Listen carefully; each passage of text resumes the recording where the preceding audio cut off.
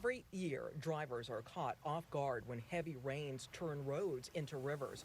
We teamed up with Michael Berna and his Atlantic Tech Rescue crew to demonstrate exactly what to do if you find yourself trapped in a car during a flash flood.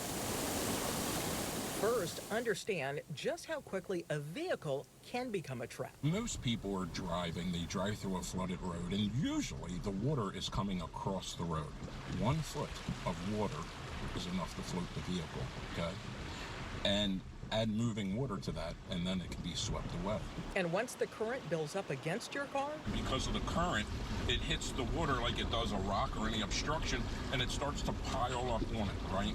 The car fills with water, and this vehicle starts to become heavy and locked in. In our demonstration, the water quickly rose inside. This is such, again, a scary scene, right? It's very anxious as it starts to fill up. Now it's up to my waist, the water line. That's when Berna says, remember the survival rule. So remember the simple rule, seatbelt, window, out, right? So you may have to, yes, Window out. So in this case, you may have to break the window.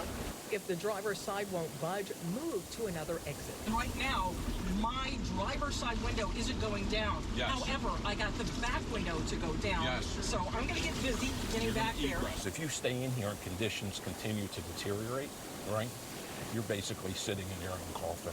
Once open, climb onto the roof and prepare for rescue. So work your upper body out, spin around as you're pulling up, sit on the windowsill. Sitting on the windowsill. Michael's telling me to put 1 foot on the armrest, hoist my body onto the top of the vehicle, and get as low as I possibly can, and wait for the rescue team to come. But in shallower water, the rescue team may be able to reach you directly. Forward, forward, forward. The water is not too deep, right? We can get out here as a crew. They form a triangle or a wedge. And what they're doing is that helps them deflect the water around them, and that enables them to open that door. Because without that maneuver, they can't open the door. They make a human wall, and that deflects the water pressure around them, and then they can open the door and egress out. Once the team reaches you, they'll secure you and guide you to safety. So we're going to help you get off this car here. Very important to stay behind the car, okay? Okay. Is there a reason for that? Yeah, on the sides here, the water's going to get a lot more powerful. Here, it's a lot more calm. But the best advice, don't drive into floodwaters in the first place. If people would just heed the warning and not be in a rush, right? We would decrease our call volume and everybody would go home safely. The lesson is simple. Seatbelt, window out. Get on top of the car and wait for help if needed.